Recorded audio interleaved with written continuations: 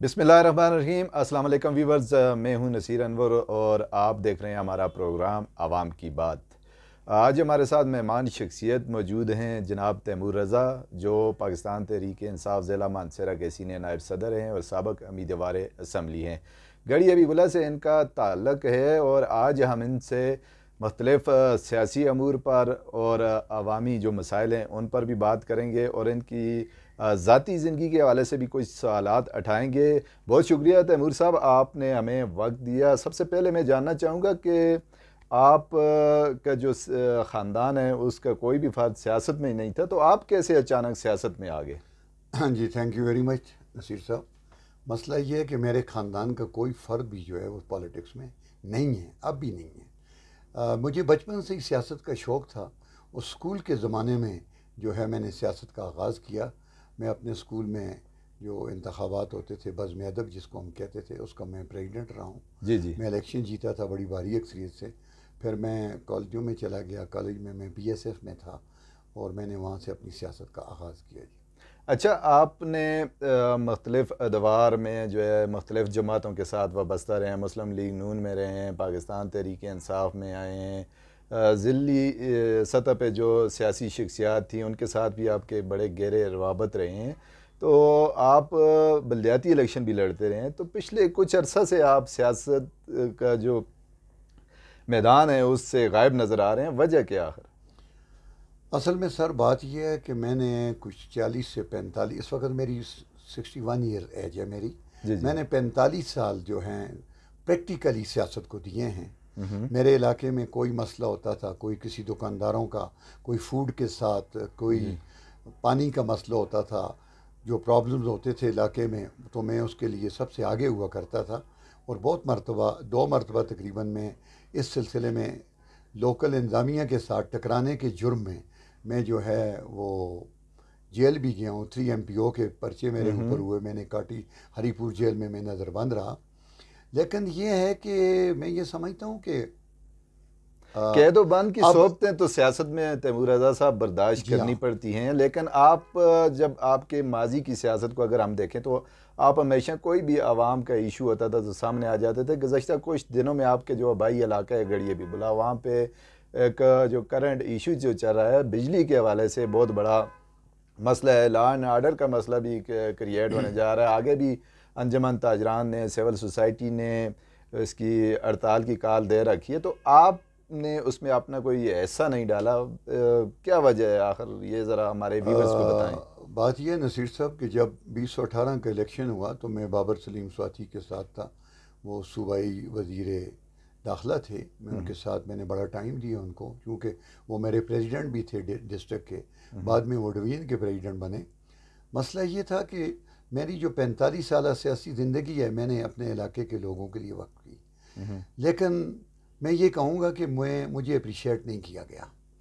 मैं इलेक्शन बड़े करीब से आके हार क्या जाता, चाहते चंद हैं आप वोट। आवाम से? आवाम आपको किस तरह मैं का जो वही है बात रिकॉर्ड करना दे? चाहता हूँ कि अब आखिरी इलेक्शन था, मैंने 2324 वोट लिए थे उसमें। ये लेकिन बलदियाती जो इलेक्शन बल्दियाती आपने इलेक्शन में ऐसा, मुझे PTI का मेरे पास टिकट था, मुझे बल्ला ये मेरा बल्ले के निशान, निशान पे बल्ले आपने के निशान पे मैं ये, लड़ा जी था। जी। लेकिन ये है कि मैं बड़ा मायूस हुआ। जब तक कौमें जो हैं कुर्बानी नहीं देंगी, तरक्की नहीं करेंगी, तो मुल्क और जो इलाका है वो तरक्की नहीं कर सकता। मैं, आपने कहा कि मैंने मुख्तलिफ अदवार में मुख्तलिफ पार्टियाँ, नहीं ऐसी बात नहीं है। मैं मुस्लिम लीग नून के साथ तकरीबन बहुत अरसा रहा हूँ, 23-24 साल। और मैं सरदार मोहम्मद यूसुफ साहब, मियाँ वली रहमान साहब, जनाब तारिक खान सवाती साहब, इन जी जी। लोगों के साथ रहा हूँ। उस वक़्त भी डिस्ट्रिक्ट का मैं सीनियर वाइस प्रेसिडेंट था जी और तारिक स्वाति साहब सदर थे। नहीं, मियाँ वली रहमान साहब सदर थे, मरहूम अल्लाह उनको जन्नत नसीब करे। जी जी। तारक स्वाति साहब जनरल सेक्रेटरी, बड़ा किया। अब देखें ना, गढ़ी हबीबुल्लाह में जो है मुख्तलिफ, आपने कहा कि जी ये मैं समझता हूँ कि काम नहीं हुए। वो क्यों नहीं हुए? नहीं, मेरा जो क्वेश्चन था अभी मैं तैमूर साहब, मैं बताता हूँ, उस उसी पर पे आ रहा फोकस हूँ मैं आपके करना चाह कि रहा मैं हूँ। क्यों आउट हुआ हूँ। हाँ, अभी मेरे, सियासी मंजरनामे से आप क्यों गायब हैं मैं आजकल? इसलिए गायब हूँ जी कि 18 के बाद जब इलेक्शन आया तो मेरे माली हालात बहुत ख़राब थे। सही तो है। मुझे मेरे दोस्त, मौजूदा स्पीकर जनाब हम्म, बाबर सलीम सवाती साहब हैं, सही है। उनके एक दोस्त हैं इफ्तार जुल्फ़िकार ख़ान हरीपुर से हैं, उन्होंने मेरी कुछ, मैंने उनसे मदद मांगी, उन्होंने मेरी मदद की। मुझे तकरीबन 2.5-3 करोड़ रुपए जो हैं शुरू में मुझे बिज़नेस स्टार्ट करने के लिए चाहिए थे बलूचिस्तान के अंदर, तो मुझे बाबर ख़ान ने अपने दोस्तों से कह के मुझे कुछ पैसे दिलवाए। अब मैं उधर अपने, चूँकि मेरी अपनी भी एक फैमिली है, मेरे बच्चियाँ हैं, मेरे बेटे हैं, मेरी बच्ची एक अमेरिका में है, मेरा बेटा उधर है, तो मुझे उनके लिए भी एक्सपेंसिव की ज़रूरत थी। तो मैंने फिर सियासत से किनारा कशी करके आराम से, किनारा कशी नहीं की, छोड़ा नहीं है, लेकिन मैं बिज़नेस में चला गया। उस वजह से मैं अपने जो है हल्का बाब उससे दूर हुआ, लेकिन इतना भी दूर नहीं हुआ। मेरे इलाके में किसी का मातम होता है, किसी को कोई हादसा होता है, कोई इंसिडेंट होता है, वहाँ तो मैं टेलीफोन पे हाजिर हो जाता हूँ। अच्छा, बाबर सलीम साहब की आपने बात की, माशाल्लाह से आजकल वो स्पीकर असम्बली हैं। पिछले जो हुकूमत थी सूबे में तहरीक इंसाफ की, उसमें वो मुशीर थे वज़ीर आला खैबर पख्तूनख्वा के, तो उसमें तो आप उनके बड़े करीब थे। वहाँ पे सूबे में जहाँ पे पेशावर जो हमारा सूबाई दारुल खिलाफा है, वहाँ पे आप लोगों के मसाइल के लिए हम वक्त वहाँ पे मौजूद रहते। तो आजकल कुछ लोगों का कहना है कि अंदरून खाना कुछ आपकी बाबर सलीम साहब के साथ नाराज़गी चल रही है, कुछ दूर दूर दिखाई देते हैं। तो ऐसा सच क्या है, इसमें हकीकत क्या है? क्या नहीं, ऐसी कोई बात नहीं है। बाबर सलीम स्वाति मेरे बड़े भाई भी हैं, जी जी, मेरे हमदर्द भी हैं। मैंने बाबर सलीम स्वाति को शुरू में कहा कि जी मैं अपने माली हालात ठीक करना चाहता हूँ। मैंने पहले भी आपको कहा है, जी जी, उन्होंने मुझे कुछ सपोर्ट किया, उन्होंने दोस्तों से उन्होंने मुझे कर्जे लेकर दिए, कुछ अपने जेब से भी दिया। अल्लाह उनकी ज़िंदगी करे, बहुत प्यारा। और मैं आपको एक बात और बताऊँ, मेरे बाबर सलीम स्वाति के साथ कोई इख्तलाफ नहीं है, और ना उनका मेरे साथ कोई इख्तलाफ है। हम भाई हैं। उन्होंने मुझे कहा तैमूर जाओ अपने बच्चों के लिए रोज़गार करो, और वो देखें 2-2.5-3 करोड़ रुपया मामूली रकम नहीं होती। तो अब मैं उस पर बिज़नेस कर रहा हूँ, मेरे बच्चे अच्छा खा रहे हैं, अच्छा ला रहे हैं।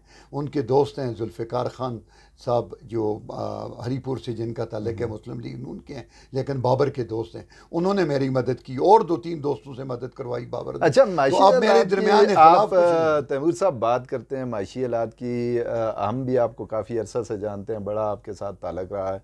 आप अमेरिका में भी काफ़ी अरसा सेटल रहे हैं, अपना वहाँ पे भी बिज़नेस करते रहे हैं, और यहाँ पे भी आके आपने कहा कि मैं अभी बाबर सलीम स्वाति साहब ने आपको सपोर्ट किया। तो क्या वजह है आपने अभी तक कोई, आपका तो वही, मुझे कोई इतने एसेट्स नज़र नहीं आ रहे। तो लोग जो हैं वो आपके साथ के जो लोग थे, तो उन्होंने बड़े बड़े महल भी बना लिए, तो आप अभी तक झूके तू हैं, वजह क्या है इसकी? मैं आपको ये बताऊँ जी कि मेरी सियासत का आगाज़ तारक स्वाति के साथ हुआ, सरदार साहब के साथ। जी जी, वो अजीब सा दौर था। जब मैं बाबर सलीम स्वाति के साथ मेरा इत्तेहाद बना, तो मैं ये समझता हूँ नसीर साहब, तारीफ़ की बात नहीं है कि मैं एक ऐसे हानेस्ट आदमी के साथ लग गया कि मेरे अंदर कुछ बुराइयाँ थीं, जो बुराइयाँ मुझे बाबर सलीम स्वाति ने ख़त्म करवाईं। और मुझे उसके लफ्ज़ आज भी याद हैं। वो मुझे कहता रहता है, तैमूर तुम मेरे दोस्त नहीं हो, तुम मेरे भाई हो, मैं तुम्हें भाइयों की तरह चाहता हूँ। ये चीज़ें तुम्हारे अंदर नहीं होनी चाहिए। जिस वजह से मैंने 2005 का अर्थक्वेक जब आया, जिसमें मेरे भाई भी शहीद हुए, मेरे बच्चे भी शहीद हुए, मेरे इलाके में बड़ी तबाही हुई। तो आपको याद है कि मैं आर्मी का कोऑर्डिनेटर था और मेरे पास अरबों रुपए के सामान थे। मैं लोगों में बेदरेख तस्लीम करता रहा। नसीर साहब, अल्लाह का फ़ज़ल है, मैंने उस वक़्त हराम नहीं खाया, जिसकी वजह से मैं आज तक बचा हूँ। फिर मेरी माँ भी हाल ही में फोत, अल्लाह ताला उनको मग़फ़िरत फरमाए, वो मेरे लिए दुआएं करती। मुझे उस अल्लाह ने वो हराम नहीं खिलाया, जिस वजह से मैं आज तक ज़िंदा भी हूँ, सर्वाइव भी कर रहा हूँ। दूसरी बात, आपने कहा कि आपके घर, मेरा घर, मेरे वालिद की जो घर है, आज भी मेरा वही घर है। ना मेरी गड़ी अबीबुल्ला में मैंने कोई जायदातें बनाई, ना मानतेरा में, ना एबटाबाद में, ना इस्लामाबाद में, ना किसी जगह। मैं 7 साल तक जो है न्यूयॉर्क के अंदर रहा, बड़ा स्टोर था मेरा। लेकिन बड़ी खुशी ये हुई कि मेरे बच्चे वहाँ पे तालीम हासिल की। आज भी मेरी एक बेटी अमेरिका में है, बेटा अमेरिका में चला गया है। मसला ये है कि मैंने हराम नहीं, मैंने ये देखा है कि जिन लोग, जो कंडक्टर नहीं होते बसों के या गाड़ी, उनके पीछे लटक के आवाज़ें देने वाले आज मेरे इलाके के अंदर करोड़पति हैं। लेकिन उनकी अब भी मैं हालात देखता हूँ, कभी उनके घर में उनके बच्चे बीमार होते हैं, कभी वो परेशान। ये मुझे कोई परेशानी नहीं है। मेरी एक ही परेशानी ये है कि मैंने कुछ मेरे कर्जे हैं वो मैं ख़त्म कर दूँ, तो इंशाअल्लाह मैं अपने इलाके में वापस आऊँगा, मुझे अल्लाह ने सेहत दी हुई है, मैं अपने लोगों को कभी नहीं छोड़ सकता। जिस तरह आज इमरान खान वीएन पे काम कर रहे हैं ना, मैंने भी यही वीएन, मैंने कौन सी सूरतें बर्दाश्त नहीं की गड़ी हबीबुल्लाह में। मुझे हथकड़ियाँ पहना कर जेलों में डाला गया सिर्फ अवाम के लिए, मेरा ज़ाती तो कोई मुफाद भी नहीं था। मैंने हमेशा जो है गड़ी बाज़ार की बात की है, गड़ी लोगों की बात की है, अपने हकूक़ की बात की है। करनौल, गड़ी, दलोला, बोई, ये तलाटा, यही मेरे टोटल दोस्त हैं। आप जैसे दोस्त थे जब आप भी जवान हुआ करते थे, आपने भी मेरी बड़ी मदद की है। अखबारों में आपका ताल्लुक मीडिया से था। नहीं माशाल्लाह, हम तो आप भी जवान हैं, आप भी जवान हैं, तो ये हर इंसान के कुछ ना कुछ ख्वाब होते हैं। आपको सियासत में शुरू से जुनून की हद तक शौक़ है, तो अभी तक आपने कोई उस तरह सियासी अचीवमेंट जो है वो हासिल नहीं कर सके। बल्दियाती इलेक्शन लड़े, उसमें भी कामयाबी नहीं मिली, मुतअद्दिद बार लड़े, सूबाई असम्बली का इलेक्शन भी लड़ा आपने। तो अब आप ज़िंदगी के स्टेज पे हैं, जैसा कि आपने शुरू में बताया कि 61 आपकी एज होगी है, तो आने वाले दिनों में सियासत में आवाम से आपकी क्या तवक्कुआत हैं और क्या आपके जो ख्वाब हैं अधूरे हैं वो कौन से हैं? बस मेरा यही ख्वाब है जी कि मेरे गांव, मेरा गड़ी हबीबुल्लाह, मेरी सरज़मीन, मेरी माँ तरक्की करे। मेरे माँ के सर के ऊपर गड़ी मेरी सरज़मीन है, मेरी माँ है, उसके ऊपर दुपट्टा पड़ा रहे, इज़्ज़त के साथ रहें। ये दौलत, ये आर्जी चीज़ें हैं। आज बड़े बड़े लोगों को मैं रसवा होते हुए सियासत में देख रहा हूँ। अरबपति हैं, किसी को बीवी के सामने उठा लिया जाता है, किसी को माँ के सामने, किसी को बाप प्राइम मिनिस्टर नवाज़ शरीफ साहब जेल में बैठे हुए हैं, अरबपति हैं। उनकी बेटी हमारी भाभी कैप्टन सफ्तर की मिसेज़ मरियम नवाज़ को जेल में उसका हथकड़ी लगाकर बाप के सामने ले जाया गया। दौलत कोई बड़ी चीज़ नहीं है। देखें, हमारे इलाके में एक यूसुफ साहब थे, यूसुफ तनोली, पाँव में जूता हाथ में पकड़कर उसने इलेक्शन लड़ा, खुदा ने उसे भी कामयाबी, आखिरी उम्र। अब भी ऐसी मिसालें मौजूद हैं। आशिक रज़ा सवाती थे, उनके पास कुछ भी नहीं था, उन्होंने शहजादा गुस्तासफ खान, जिन्होंने अभी नवाज शरीफ को 25,500 वोटों से शिकस्त दी, इसको 10,000 वोटों से शिकस्त दी। बात ये नहीं होती, बात आपके वो होती। जहाँ तक मेरा दिल जो है मेरे इलाके के लोगों के साथ अच्छा, अपनी धरती की बात करते हैं। पिछले आप तहरीक इंसाफ ज़िला मानसरा के सीनियर वाइस प्रेसिडेंट भी हैं, और जो आपके करीबी दोस्त हैं बाबर सलीम साथी साहब, वो स्पीकर भी हैं, और तहरीक इंसाफ पिछले 12 सालों से इस सूबे में बरसरे इक़्तिदार है। तो अपनी धरती के लिए आपने अपनी पार्टी से, अपनी पार्टी की हुकूमत से क्या करवाया और क्या जो है वो अभी तक करवाना चाहते हैं, और क्या आपकी कुछ वहाँ तक कोई सुनवाई है? नसीर साहब, हम जब मानसरा के साथ थे, हमारी 3 यूनियन कौंसलें, हम बड़े खुशकिस्मत लोग थे। यानी आप सूबाई हल्के की बात कर रहे हैं? सूबाई हल्के से बात, आपने मुझे अबाई हल्के का कहा है ना, मेरा अबाई हल्का सूबाई में ही आता है। तो हम हमारे काम होते थे। तारक स्वाति मेरे दोस्त थे, वो बड़े काम कर देते थे, स्कूल बनाए, बटंग जैसे दूर हफ्ता, पानी का मसला भी उन्होंने वहाँ पे मिडिल स्कूल पानी का मसला हल किया। बात ये है कि उस आपने मुझे कहा कि अदवार जो है ये मुस्लिम तहरीक इंसाफ का था। हमारे हल्के से तहरीक इंसाफ का कोई मेंबर नहीं जीता हुआ था। कौमी असम्बली में सरदार मोहम्मद यूसुफ साहब 30 साल से वो और उनका बेटा, उनकी बारियां लगी। सूबे की बात कर रहे हैं आप, तैमूर साहब सूबे में पिछले बार भी आपके, मैं बताता हूँ ना, आपका सूबाई मेंबर असेंबली था, वजीर भी रहा है, मुशीर भी रहा है। कौन रहा है? ये अहमद शाह साहब किस है? सर मैं आपको बताता हूँ, यही मैं बदकिस्मती की बात कर रहा हूँ कि हम मानसरा के साथ तहरीक इंसाफ का मेंबर सूबाई असेंबली बना है। जब हम कैसी आप, सर मेरी बात आप लोगों की आंखों में नहीं आप ठीक कह रहे हैं। आप देखें, ये आप पार्टी के इस वक्त जिम्मेदार आदमी यार, मैं आपको, आप मेरी बात तो सुने, कंप्लीट होने दें। मसला ये है कि हमारे अहमद शाह साहब जीते। अहमद शाह साहब जो हैं 2018 में इलेक्शन जीत कर पहले हारे, फिर जीत कर टिकट पे आए, उन्होंने काम। बदकिस्मती हमारी ये है, मैं बदकिस्मती कहूँगा कि गड़ी हबीबुल्लाह को काट कर कागान के साथ लगा दिया गया। अब नाज़म तहसील कागान, MPA कागान, ज़िली क्या नाम है तहसील का सदर कागान, PTI का भी सदर कागान, नून लीग का सदर भी कागान, जनरल सेक्रेटरी भी कागान। यार हमारी ये बदकिस्मती समझें कि हमें उठाकर कागान के साथ लगा दिया गया है। और तरक्याती कामों की बात क्या है? अहमद शाह साहब रहे हैं तो मेरे तो गांव में कोई काम भी नहीं हुआ, मुझे तो नहीं नजर आ रहा। उन्होंने किए होंगे, तरक्की के बादशाह हैं, कागान में किए होंगे, राजवाल में किए होंगे, हमें तो कोई नजर नहीं आया, मेरे इलाके में काम नहीं किया। इसी वजह से ने इस मरतबा आवाज बुलंद की आपने पार्टी सतह पे। सर हम हर फॉर्म पे बात करते रहे हैं। आपको बताऊं मैं कि मैंने बाबर सलीम स्वाति जो हल्का मानसरा से एमपी, उनसे मैंने 40 लाख रुपए लिए गड़ी अबीबुल्ला की 3 4 5 गलियाँ पक्की करवाने के लिए, उन्होंने मुझे दिए। अब उनका अपना इतना बड़ा हल्का था, ये हमारी बदकिस्मती है, हमें वहाँ से काट के, मैं अब भी अरबाब इख्तियार से कहूँगा, या हमारा बोई दलोला को लगा कर अकेलादा क्या नाम है हल्का बनाया जाए, या हमें दोबारा काट कर मानसरा के साथ लगाया जाए। इसलिए कि मानसरा में जब हम जाएंगे वहाँ बाबर सलीम स्वाति जैसा गैरतमंद आदमी मौजूद है। वो अपने बाबर खान की एक तारीफ ये भी है कि बाबर अपने दोस्तों को नहीं छोड़ता, बाबर अपने दोस्तों के साथ ज्यादती नहीं होने देता। बाबर की ये तारीफ है। इसीलिए आज भी जिन आपने एक सवाल किया कि लोग ये कहते हैं, लोगों को कहने दो, मैं तो ये कहता हूँ कि तैमूर तेरे खिलाफ ज़माना हुआ तो क्या हुआ, ए तैमूर तेरे खिलाफ ज़माना हुआ तो क्या हुआ, जहाँ में कुछ लोग खुदा के खिलाफ भी हैं। वाह जी वाह। ये बात इस तरह है कि मेरे और बाबर के दरमियान, आपने शुरू में फिर कन्फ्यूजन दूर करूँ, बाबर मेरा कायद है। मैंने तहरीक इंसाफ 2 आदमियों की वजह से ज्वाइन की थी, बाबर का किरदार और इमरान खान की इस्तिकामत। और हमने बाबर खान के साथ पिछले रमज़ान क्या नाम है वो लाहौर ज़मान पार्क में गुजारे बाबर खान के साथ। आज भी अगर बाबर खान पर कोई वक्त आ गया, कोई ऐसा, मैं पार्टी का कारकुन हूँ, मुझे बाबर अभी हुक्म करे कि रात के 12 बजे तूने दरिया में खड़ा रहना है, खुदा की कसम में खड़ा रहूँगा बस।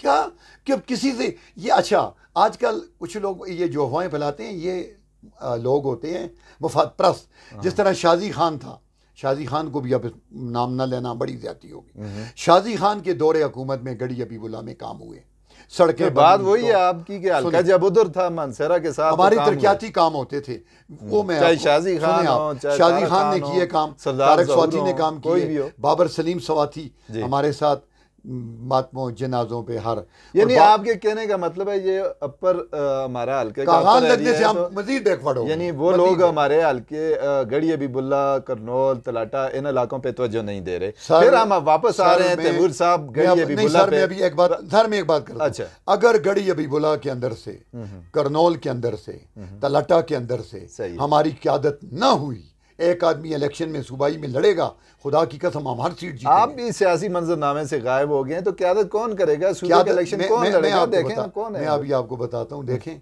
मैं गायब नहीं हुआ, मैं अपने माशी हालात ठीक करने के लिए गया हूँ। अल्लाह करेगा, बस ये 2 4 5 महीनों की बात है, मैं अवाम के दरमियान यानी वापस आ जाएंगे, वापस आऊँगा। देखें इस वक्त गड़ी अबीबुल्ला में और सनी फाद यलमाज खान है, मेरे साहबका जहांगीर नसीम खान के बेटे, उसको हर जगह पे मैं देखता हूँ। मैं बड़ा खुश होता हूँ, खुदा की कसम। वो मेरी मुखालिफ पार्टी थे, लेकिन मैं खुश होता हूँ, चले कम अज़ कम कुछ तो है।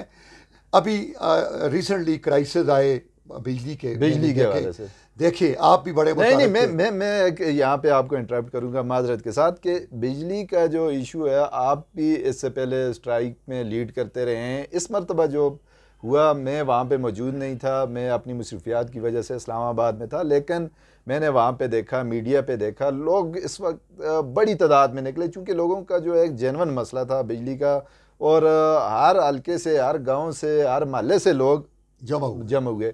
और इस हद तक गड़ी अबीबुल्ला का बाज़ार बंद हुआ कि कोई सब्ज़ी की दुकान, मेडिकल स्टोर, होटल कोई नहीं खुला था, मुकम्मल शटर डाउन जिसको कहते हैं वो हुआ। और कायदीन हमारे जो आए, मैं उनको यहाँ पे कोई इतनी उनके साथ मेरी ज़ातियात नहीं है, लेकिन कोई हैंडल नहीं कर सके उस एहतजाज को। मैं नहीं समझता कि वो एहतजाज जो है वो कामयाब हुआ। अब बिजली का जो मसला है वो जूँ का तूँ है। हमारे जो भी आते हैं नुमाइंदे होते हैं, चाहे वो वफाक के हों, सूबे के हों, लेकिन जो है ये गड़ी अबीबुल्ला और उससे मुल्का इलाकों का जो बोई फीडर है या गड़ी अबीबुल्ला फीडर है, इस मसले में आप क्या समझते हैं कि क्या हिकमत अमली अख्तियार करनी चाहिए हमें, और किस तरह के जो ये मसला है जो हमारा हल हो? आप भी काफ़ी अरसे से सियासत में हैं। मैं ये बताऊं जी कि अल्हम्दुलिल्लाह पहले भी ये हालात आते रहे। मेरे साथ मेरे मद मुकाबिल थे जहांगीर नसीम खान, हम सब एक मसले पे इकट्ठे होकर चला करते थे, हल होता था, सोल्यूशन होता था। बिजली वाले आते थे आपके सामने, कई मरतबा एक्सीजन और रेस्क्यू नहीं आके खड़े होते रहे, हम हल करवाते रहे। इस मरतबा मैंने भी एहतजाज देखा है, मैं इंतहाई अफसोस के साथ कहूँगा ये एहतजाज कामयाब नहीं हुआ। जी मानेंगे आप? मानता हूँ मैं, इस वजह से नहीं हुआ कि 2 घंटे में आपने दुकानें बंद कराई, लोगों का रोजगार बंद कराया, आपके पास कोई प्रोग्राम नहीं था। अब मुझे आप ये बताएं, मैंने एक मरतबा पहले भी किसी इंटरव्यू में कहा है कि बिजली का डीएसपी बालाकोट या ऐसी बालाकोट के साथ क्या ताल्लुक है यार? बात यह है कि मुझे पेट में दर्द हो और मैं जाके डॉक्टर के पास जाऊँ और डॉक्टर मेरा क्या नाम है दिल का ऑपरेशन कर दे। बात यह है कि क़यादत का कोई फुकदान नहीं है। क़यादत का वजह सिर्फ ये है कि मुझे तो आप कहते हैं एहतजाज कि हुआ जी ये हुआ, वो मैं ट्रक के ऊपर लोगों को दोस्तों को तकरीरें करते हुए देख रहा, मैं तो ये समझ रहा था ये कोई तकरीरी मुकाबला शुरू है। ये तो लोगों के मसाइल का हल नहीं है।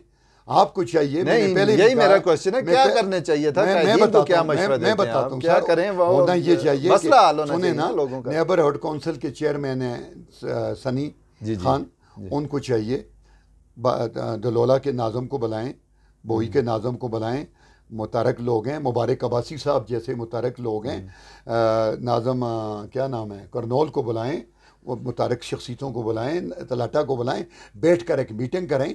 5 से 10 रुकनी वफ्त हो, वो तैयार हो, वो सबसे पहले एक्सीन के पास जाए, मानसर एक्सीन से मुलाकात करे, वहाँ से फिर वो ऐसी हज़ारा डिवीजन एबटाबाद में ऐसी सुनते ही नहीं है किसी की। सर सुनेगा ना जब आप, सर मेरी बात एक सुने ना, जब आप वफ्त की सूरत में जाएंगे ना तो ये पाकिस्तान है। यहाँ पे ये होता है ना कि अभी मैं आपके खिलाफ कोई बात कर लेता हूँ ना टीवी इस प्रोग्राम में, तो आप यकीन माने आइंदा आप मेरा कोई इंटरव्यू नहीं करेंगे। इसी तरह जब आप बगैर मिले, हमने तो आपको फॉर्म दिया, आप बात करें, खुल के बात करें। सर मैं खुल के बात करता हूँ, जब आप बगैर प्रोग्राम बनाए जुलूस निकालेंगे, देखें आपने देखा है ना वो डुगडुगी बजाता है मदारी, कहता है कि ये मेरे पास उड़ने वाला सांप है, तो वो दवाइयाँ अपनी बेचता है, ना डुगडुगी बचती है ना उड़ने वाला सांप नजर आता है, वो अपना सौदा बेच के चला जाता है। हमारी भी यहाँ पे यही हालत है। मैं ये कहूँगा कि ये सौदा कौन बेच रहा है? सर मैं बता रहा हूँ वफ्त हो, सर मैं बताता हूँ वफ्त होना चाहिए, वो जाए ऐसी से बात करे। क्यों नहीं करेगा यार? हमारा MPA नहीं जीता हुआ, बाबर सलीम स्वाति हमारा नहीं है, उनके नोटिस में लाएं। अभी हमारे MPA की आप बात करते हैं मुनीर लोमानी साहब, उन्होंने जिस दिन आपकी हड़ताल हुई मैं सुन रहा था रात को, तो उन्होंने और नज़ीर अब्बासी साहब ने सूबाई असम्बली में ये उठाई है बात, वो यही कर सकते हैं। अब मुनीर लोमानी किसी के सर से आगे सर सोटा तो नहीं मार सकता, सोटा तो मैं खाऊंगा, मेरी माँ है, मेरी माँ मेरे बच्चे रात को बलक बलक कर जो उनको मच्छर काटते हैं मैंने रोना है, वो बालाकोट वाला आके नहीं रोएगा, कोई आके उसा दे। और दूसरी बड़ी बात ये बताऊँ, आपने कहा कि क्यों माजी में सरदार यूसुफ साहब मेरे बुज़ुर्ग, मेरे बड़े प्यारे मेहरबान, वो 2 मरतबा मिनिस्टर रहे, 30 साल से वो MNA हैं। कोई दूसरा एक मरतबा बीच में वो आया था सालेह मोहम्मद खान, बस वो भी आके नाकाम होके चला गया। तो ये लोग थे।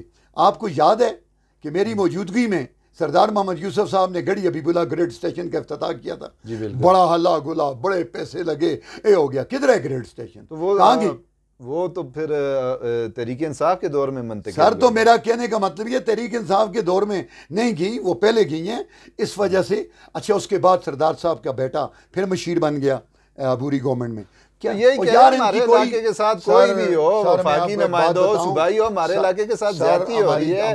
हम भी अपने इलाके की बात कर रहे हैं, हम किसी पार्टी, हमारे इलाके में काम उस वक्त होगा जिस वक्त हमारे अंदर यूनिटी होगी। तैमूर रजा खड़ा होकर अपनी सियासत चमकाए, फाद जो है फाद खान वो अपनी सियासत चमकाए, सरदार सईद अपनी बातें करे, लोग के वाह बड़ा बोले हो तैमूर, क्या बोला है, नुकसान हुआ ऐसे तैमूर साहब हमारे कहते हैं ना सर मेरी बात सुन, वो कहते हैं ना कि दांद गया सेंग कट लोल से तय अगले भी कटाल के आ गया। इतना गल हुई है। 6 घंटे की हमारे ऊपर मसलत कर दी गई है। मुझे पता है, मुझे इतला है कि 7-7 घंटे अब भी होती है, 8-8 घंटे होती है। नहीं जी, बोई फीडर पे 12 घंटे का शेड्यूल और 18 घंटे से ज्यादा लोड शेडिंग होती है। सर इस मसले का एक ही हाल है कि एक वफ्त बनाया जाए। DC हमारा जी बिल्कुल, DC मानसेरा को जाकर मिले, DC मानसेरा वो रिपोर्ट आगे भेजे। सर मेरी बात सुने ना, सर पहले मेरी बात आप सुन लें, गाली तो तोड़ना करना। DC मानसेरा को कहें वफ्त जाकर कि जी हमारी मीटिंग करवाएं, तो इसके साथ वापटा के साथ DC मानसेरा हुक्म करेगा, क्या मजाल है, कोई ऐसी नहीं आएगा। कैसी बातें, हमारे कमिश्नर है मानसेरा के, मेरे दोस्त भी, मेरे क्लास फेलो भी ज़हीरुल इस्लाम साहब, उनको मिले, उनसे बात करें। आपकी तजवीज़ सर सामने आ गई। अब आपको आखिरी सवाल जो आपसे, आपको ये कहूंगा, आखिरी सवाल मेरा कोई अंदर ना जाने दे दफ्तर में, तो आप क्या इस वक्त तक 2 एहतजाज हो सर जी, ये बताएं आज तक कोई SU नहीं आया आपके तरफ। आप वापस कब आएंगे अवाम में? आप कब खुशखबरी सुनाएंगे? इंशाल्लाह मेरे ये 4-5-6 महीने हैं, मैं गढ़ी की आवाम में इंशाअल्लाह गढ़ी की आवाम मुझे जिस वक्त कहेगी मैं वापस आऊँगा। गढ़ी मेरी या सिर्फ वोट लेने के लिए? गढ़ी मेरा बाप है, गढ़ी मेरी बेटे हैं, गढ़ी में मेरी बेटियाँ हैं, मैंने गढ़ी में परवरिश पाई है, गढ़ी मेरी सरजमीन माँ है। कोई बेटा भी अपनी माँ के सर से दुपट्टा नहीं खींचता, दुपट्टा रखता है। और मैं आखिर में आपको ये भी बताता चलूँ कि ये जो छोटी छोटी हमने उस दिन मैंने सोशल मीडिया पे देख रहा था, हमारे किसाना साहब लियाकत किसाना सरदार मोहम्मद यूसुफ का शुक्रिया अदा करते हैं, उन्होंने गढ़ी का मसला हल कर दिया। किसाना साहब, अगर सरदार मोहम्मद यूसुफ 30-35 साल हुक्मरान रहकर गढ़ी हबीबुल्लाह में एक बिजली का छोटा सा मसला नहीं हल कर सकते, छोड़ें हमें, हमारे लिए ये सब सरू के दरख्त हैं, ये कुछ भी काम नहीं करते। इन सरू के दरख्तों की वजह से आज तक सरदार यूसुफ हमेशा गढ़ी हबीबुल्लाह से बारी अक्सर से जीत के जाता रहा। आप भी साथ थे, मैं भी साथ, आज तक कुछ नहीं हो। आज भी जब हम लोग चांद पे जाने की बातें करते हैं, असी आते हैं बिजली बड़ी शॉर्ट हो गई, आए आए और यार खुदा के लिए अब भी बिजली, अब भी पानी, ये किसकी वजह से हुआ है? कोई भी हो, मुंतखब नुमाइंदा कोई भी हो, गढ़ी हबीबुल्लाह और उसके मुल्क इलाकों को हमेशा नजरअंदाज किया गया है। और चूंकि हमारे प्रोग्राम का आखिर में ये कहूँगा, मैं आखिर में ये बात भी करता जाऊँ, तमाम लोग, सौफी बरादरी, अंजुमन ताजरान, हमारे उलमाए हक, जितने भी मुख्तलिफ मकतब फ़िक्र के लोग हैं, उनसे जितनी भी गढ़ी हबीबुल्लाह के अंदर तंजीमें हैं, तहरीक इंसाफ है, PTI है, जो भी हैं, सब एक प्लेटफॉर्म पे जमा होकर एक नारा बुलंद करें। सबसे बड़ी मिसाल, सबसे बड़ी मिसाल आपकी कश्मीर की है। देखें, कोई लीडरशिप को आगे नहीं आने दिया, लोग उठे 2 रुपये का यूनिट करवा दिया, अब हम 3 रुपये का, सॉरी, अब हमें भी इस तरह उठना पड़ेगा। ताकि दूसरी बड़ी बात यह है कि जिस इलाके के अंदर डैम बनाए जाते हैं, हाँ ये अहम बात है, इस डैम बनाए जाते हैं, अब पतरीन डैम बना, ज़मीन रोड हमारा इस्तेमाल हुआ, बड़ी बड़ी बोई और दलोला रोड इस्तेमाल हुआ, गढ़ी रोड, जगह जगह से गड़े बने, नीलम जेलम बना। उस पर कॉन्स्टिट्यूशन में ये है कि जहाँ पे भी ये हाइड्रो पावर स्टेशन बनेंगे, वहाँ जब काम कंप्लीट होगा तो वो कंपनी रोडें और जगह जो ख़राब की उनको ठीक करके जाए। यहाँ पे तो हालत ये है कि बोई के लोगों ने जुलूस निकाल के, आप करनौल के लोगों ने रोड ब्लॉक करके पता नहीं वो नज़ीर अब्बासी से फंड लिया, फिर बच्चों ने अपनी जेब से चंदे करके रोड बनाए। ये हमारी बदकिस्मती है। बालाकोट के अंदर 3 डैम बन रहे हैं। मेरी ये हुकूमत से भी गुजारिश है, अवाम से भी, हमें डैम हमारे इलाके में बन गए हैं, हमें जो है बिजली फ्री दी जाए, कोई फ्री ऑफ कॉस्ट, कोई उसके ऊपर 2 रुपये 3 रुपये यूनिट नहीं होना चाहिए। ये लॉ है कि जहाँ से बिजली बनती है वहाँ पे लोगों को कंपनसेशन दी जाती है, और हमारे इलाके के लोगों को रोज़गार दिया जाए उनमें, क्योंकि वहाँ पे 500-600 तो सीटें खाली होती हैं।